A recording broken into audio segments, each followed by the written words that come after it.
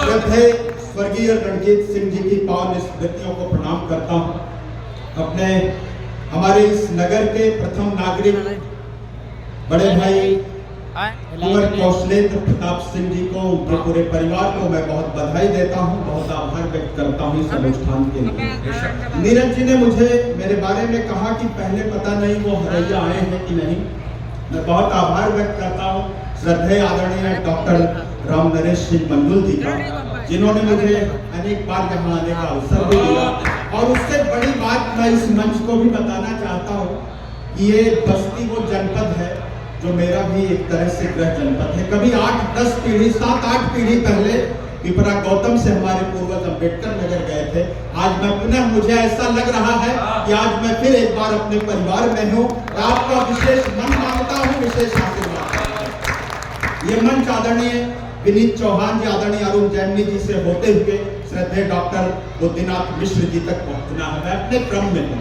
मित्रों, मैं एक सैनिक का बेटा हूँ। आपकी अनुमति के साथ मैं देश के सैनिकों के परिचय की 4 पंक्तियों से अपना काव्य पाठ आगे लेकर चलना चाहता हूँ। कैसे होते हैं हमारे देश के सैनिक, मैं उनका परिचय पढ़ता हूँ और हरैया के एक एक देशभक्त श्रोताओं का समर्थन देश के सैनिकों के सम्मान में देखना चाहता हूँ। मैं निवेदन करता हूँ कि सीना ताने स्वाभिमान से सीमाओं पर हम रहते हैं। सीना ताने स्वाभिमान से सीमाओं पर हम रहते हैं। हंसते हंसते वक्त स्थल पर सीधी गोली हम सहते हैं। हर पल हर क्षण हम तो केवल अपना फर्ज निभाते हैं। जब भी शीश वतन ने मांगा शीश दान कर आते हैं। धन्यवाद, प्रणाम करता हूँ, बहुत आभार। थोड़ा तालियों का घनत्व और बढ़ाइएगा। जब भी शीश वतन ने मांगा शीश दान कर आते हैं। अपने घर की सारी सुख सुविधा जो त्यागा करते हैं, रात रात भर सीमाओं पर अपलक जागा करते हैं। इनके कारण ही उन्नति सुदृढ़ होती डाली है।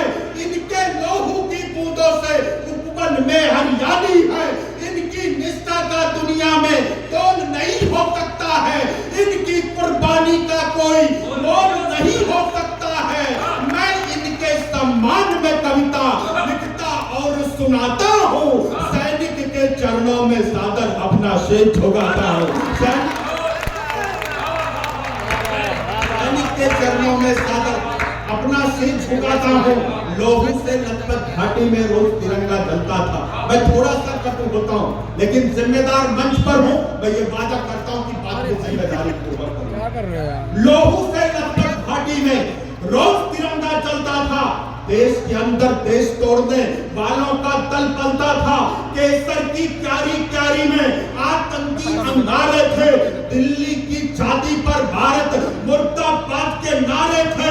कान खोलकर दुनिया वालों इस कविता ऐलान सुनो। टुकड़े टुकड़े गैंग के लोगों, तुम भी देकर ध्यान सुनो। भारत माता का हरगिज सम्मान नहीं खोने देंगे। अपने पूज्य तिरंगे का अपमान नहीं होने देंगे। अपने पूज्य तिरंगे का अपमान नहीं होने देंगे।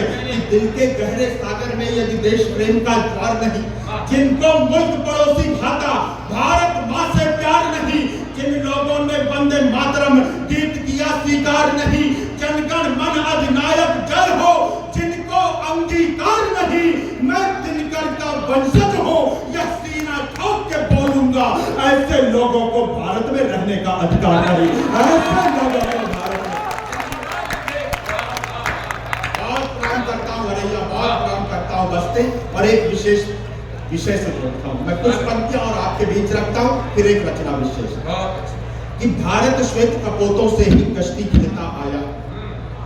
भारत श्वेत कपोतों से ही कश्ती खेता आया है।